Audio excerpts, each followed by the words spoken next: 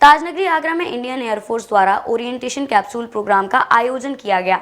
इस प्रोग्राम में एयरफोर्स के बारे में जानकारी देते हुए बताया गया कि इंडियन एयरफोर्स कैसे अपना काम करती है। एयरफोर्स के अधिकारियों ने पहले डिस्प्ले के जरिए दिखाया कि एयरफोर्स कब बनी और एयरफोर्स ने शुरुआत कैसे की थी। इसके अलावा एयरफोर्स में शुरुआत में कैसे कैसे एयरक्राफ्ट आए और किस तरह से आज़ादी से पहले बनी एयरफोर्स आज इंडियन एयरफोर्स बन गई है। ताजनगरी आगरा में इंडियन एयरफोर्स द्वारा ओरिएंटेशन कैप्सूल प्रोग्राम का आयोजन किया गया। इस प्रोग्राम में एयरफोर्स के बारे में जानकारी देते हुए बताया गया कि इंडियन एयरफोर्स कैसे अपना काम करती है। एयरफोर्स के अधिकारियों ने पहले डिस्प्ले के जरिए दिखाया कि एयरफोर्स कब बनी और एयरफोर्स ने शुरुआत कैसे की।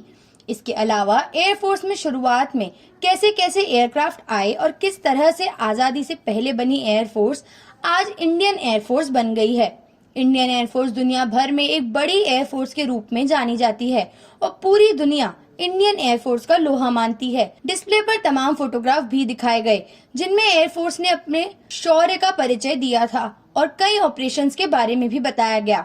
इसके अलावा एयरबेस पर भी एक एयरक्राफ्ट दिखाया गया और बताया कि इस एयरक्राफ्ट से पैराशूट जंप की ट्रेनिंग दी जाती है। इसके अलावा माल लाने ले जाने के लिए भी इसका इस्तेमाल किया जाता है। एयरफोर्स के अधिकारियों ने एयरक्राफ्ट के बारे में अंदर से और बाहर दोनों तरफ से उसकी टेक्निकल क्षमताओं के बारे में बताया। देखिए, यहाँ पे आगरा एयरफोर्स स्टेशन में, वायुसेना स्टेशन में एक मीडिया ओरिएंटेशन कैप्सूल आयोजित किया गया है।